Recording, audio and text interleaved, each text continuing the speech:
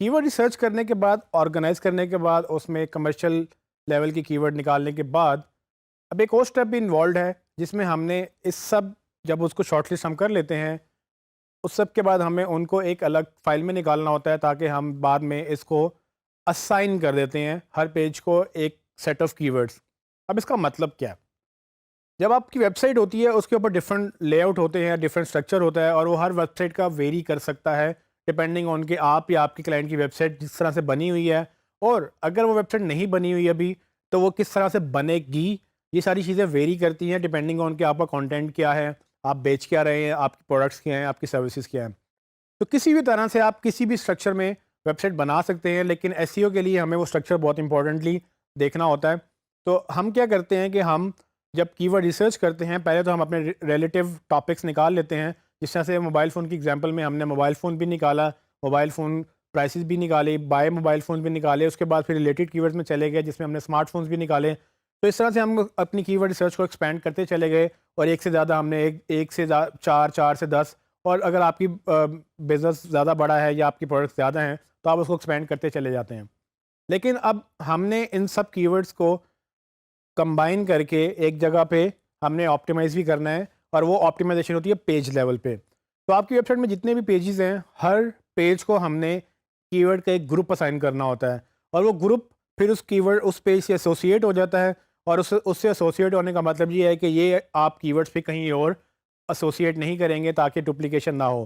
तो आपके जितने भी कीवर्ड्स हैं, उन सब कीवर्ड्स को हमने हर एक पेज के साथ अटैच करना है, और वो पेज अगेन वेरी कर सकता है। लेकिन मैं आपको अभी छोटी सी एक्सरसाइज करवाऊंगा जिसमें आपको ये समझ आ जाएगी कि ये करना कैसे है, और आपने बस इसी को फॉलो करते हुए अपनी वेबसाइट या अपने क्लाइंट की वेबसाइट उसको देखना है कि वो किस तरह से स्ट्रक्चर हुई हुई है और उसमें क्या क्या चीज़ें रिक्वायर्ड हैं।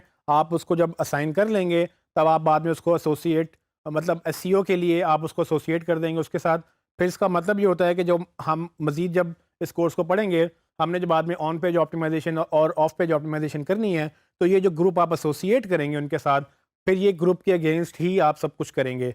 इस ग्रुप से आप हट के कोई और कीवर्ड अटैच नहीं करेंगे, अनलेस कि आपको लगे कि मुझे दोबारा से इसको रीडू करना है या दोबारा से हमें कीवर्ड की नई रिसर्च करनी है। फिर वर्स्ट केस सिनेरियो में आप कर सकते हैं, लेकिन अमूमन इसकी ज़रूरत नहीं पड़ती। आप जब एक दफ़ा कीवर्ड एसोसिएट कर लेते हैं तो आप नए कीवर्ड्स के लिए नए पेजेस बनाते हैं। आइए देखते हैं। जिस तरह कि आप मेरी स्क्रीन पे देख सकते हैं कि मेरे पास वही मोबाइल स्टोर में कीवर्ड रिसर्च में 3 फ़ोल्डर्स हैं, जिसमें mobile phones, mobile phone accessories और स्मार्टफ़ोन्स हैं।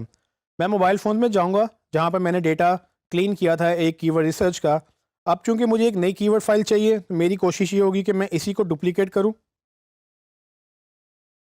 ताकि मैं उसको छेड़छाड़ ना करूँ, मैं एक नई फ़ाइल बना लूँ। उससे फ़ायदा ये होगा कि मेरे पास पुराना डेटा भी रहेगा और मैं नया डेटा भी बना सकूँगा। इसको मैं रीनेम करना चाहूँगा, और इसको मैं क्लीन की जगह मैं अब इसको शॉर्ट लिस्टेड का वर्ड लिखूँगा।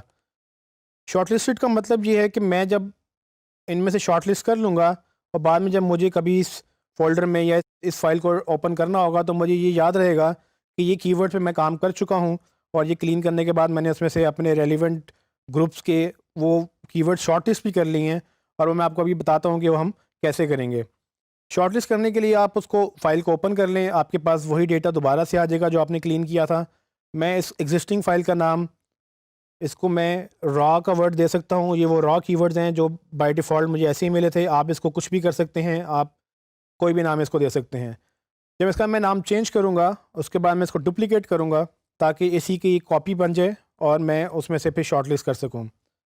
ये कॉपी क्रिएट करने के बाद मैं इसको भी रीनेम करूँगा और इसका नाम मैं शॉर्ट लिस्टेड लिख सकता हूँ। शॉर्टलिस्टेड फाइल कॉपी करने के बाद अब मुझे इसमें से क्या करना है कि मुझे इसमें से डेटा क्लीन करना है ताकि मैं एग्जिस्टिंग सारा डेटा डिलीट कर दूं और हमारे पास एक ब्लैंक शीट रह जाए। हेडिंग में डिलीट इसलिए नहीं कर रहा क्योंकि मुझे दोबारा कॉपी करनी पड़ेगी, तो हेडिंग हम वैसे ही रखेंगे। और ये जो फॉर्मेटिंग है इसको क्लियर करने के लिए मैं यहाँ से फॉर्मेट पे जाके क्लियर फॉर्मेटिंग कर दूंगा ताकि जो मैंने कलर कोडिंग की थी ग्रीन, येलो या रेड, वो सब कलर्स ख़त्म हो जाएं। तो अब मेरे पास बिल्कुल ब्लैंक डेटा है। मैं अब क्या करूँगा, मैं रॉ पे जाऊँगा और मैं देखूँगा कि मेरे कौन से वो ग्रीन कीवर्ड्स हैं या वो शॉर्ट लिस्टेड कीवर्ड थे जो मैंने एक पेज को असाइन करने हैं। तो ये मेरा जो पेज है ये मोबाइल फ़ोन्स का पेज है और मैं इसके अगेंस्ट मोबाइल फ़ोन्स के कीवर्ड निकालूंगा। ये आप एक्सरसाइज हर कीवर्ड के लिए रिपीट करेंगे ताकि आपको ये पता हो कि आपने एक पेज के कौन से कीवर्ड निकालने हैं, और आप जितने भी ग्रीन कीवर्ड्स आपने शॉर्टलिस्ट किए होंगे आप उनको कॉपी करके अपने पास एक अलहदा ग्रुप में सेव कर लेंगे। तो जैसे कि आप देख सकते हैं कि मैंने 4 कीवर्ड शॉर्टलिस्ट कर लिए हैं, लेकिन इसमें से एक कीवर्ड मुझे नहीं करना था जो कि बेस्ट एंड्रॉयड फ़ोन है, तो इसको मैं डिलीट कर दूंगा क्योंकि ये सिर्फ मैं मोबाइल फ़ोन से रिलेटेड ही वर्ड्स चाहता हूँ। अब मैंने एक पेज के ऊपर 3 कीवर्ड शॉर्टलिस्ट किए हैं, तो आप किसी भी पेज पे 3-4 कम से कम या मैक्सिमम 10 से 12 कीवर्ड्स कर सकते हैं। आपको उससे ज़्यादा नहीं करने होते। अगर आपको ज़्यादा कीवर्ड्स लगें कि आपके ज़्यादा कीवर्ड्स रेलिवेंट हैं, तो आप उनको मज़ीद पेजेस में डिवाइड करके 5-6 कीवर्ड्स एक पेज पे आप डिवाइड कर सकते हैं ताकि आपको ओवर कीवर्ड्स की जो है वो पॉपुलेशन ना हो उसमें। गूगल इसको गलत समझता है और इसमें हम मज़ीद बात करेंगे, इसको कीवर्ड डेंसिटी भी बोलते हैं। तो हमें बस कीवर्ड लिमिटेड रखने होते हैं ताकि गूगल को पता हो कि कौन से कीवर्ड पे कौन सा पेज रैंक करना है। तो इस तरह से मैं एक ग्रुप बनाकर सिर्फ और सिर्फ इसी ग्रुप के अगेंस्ट एक पेज को असाइन करूँगा। अगर मुझे कोई और पेज क्रिएट करना है, मैं उसकी कीवर्ड सर्च करके उसको क्लीन करके उसके अगेंस्ट भी मैं ग्रुप ऐसे निकाल लूँगा और फिर मुझे ये पता होगा कि ये वो ग्रुप्स हैं जो मैंने किसी और पेज पे यूज़ नहीं करने। इस लेसन में मैंने क्लीन किए हुए कीवर्ड्स को शॉर्टलिस्ट किया डिफरेंट ग्रुप में।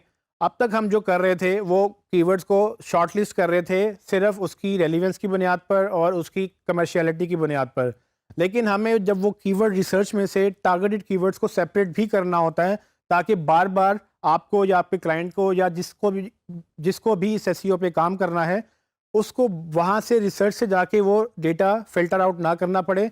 आप अलग से पेजेस का डेटा निकाल कर उनको दे देते हैं या अपने पास रख लेते हैं। इससे आपको एग्जैक्ट अंदाज़ा हो जाता है, जब भी आपको याद रहेगा वापस आने का, कि कौन से पेज के लिए कौन से कीवर्ड्स आपने असाइन किए थे और हमेशा से आपने वही असाइन करके उन्हीं के अगेंस्ट इसको ऑप्टिमाइज़ करना है, उन्हीं के अगेंस्ट इस पे लिंक्स बिल्ड करने हैं और उन्हीं को इसी पे असाइन रखना है।